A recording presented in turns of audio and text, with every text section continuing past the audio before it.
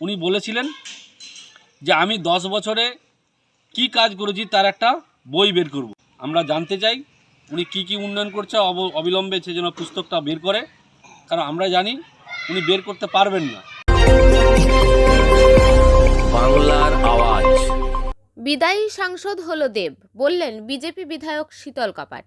ঘাটালের সাংসদ দীপক অধিকারীকে ঘাটালের বিজেপি বিধায়ক শীতল কাপাট বীরসিংহ আদর্শ গ্রামকে কেন্দ্র করে যুক্তি ও তথ্য দিয়ে রাজনৈতিক আক্রমণ করেন।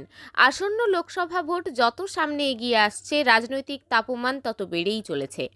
একদিকে প্রাকৃতিক রৌদ্রের তাপমান যেরকম সব রেকর্ড ভেঙে ফেলছে, অপরদিকে ঘাটালের রাজনৈতিক তাপমানও যেন সব রেকর্ড ভেঙে ফেলার উপক্রম।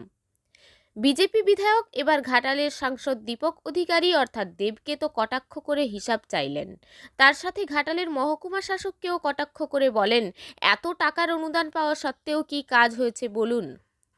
তবে শীতল কাপাট বারবার বিদায়ী সাংসদ দেব বলে সম্বোধন করেন।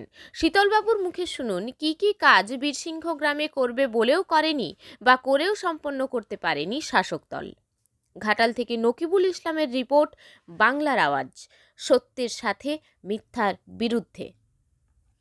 এই বীরসিংহে যে প্রায় 670 থেকে 75টা লাইট ছিল, বাতি, তার আজও কিন্তু রিপেয়ার হয়নি, অন্ধকারে পড়ে থাকে।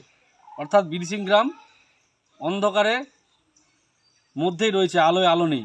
1.5 কোটি টাকা বরাদ্দ করেছিলেন, সেই 1.5 কোটির পার্ক আমরা আজও দেখতে পাইনি।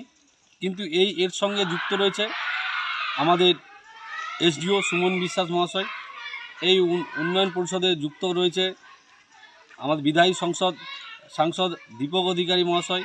দেখুন, 2.5 কোটি টাকা নিয়ে যে বিদ্যাসাগর মহাশয়ের ঐতিহ্যবাহী ছাত্রাবাস, সেই ছাত্রাবাসের যদি আমরা ছবিটা দেখি, সেটা কিন্তু এই যে 2.5 কোটি টাকার হিসাব মিলবে না। সরকারি প্রকল্প এবং সে আদর্শ গ্রামের যারা রয়েছে তাদের সঙ্গে সরকারি সমস্ত প্রকল্প যেন যুক্ত থাকে, সেই জন্যে আমরা আজকে এরকম একটা পোস্টারিং করার কাজ আমরা বেছে নিয়েছি।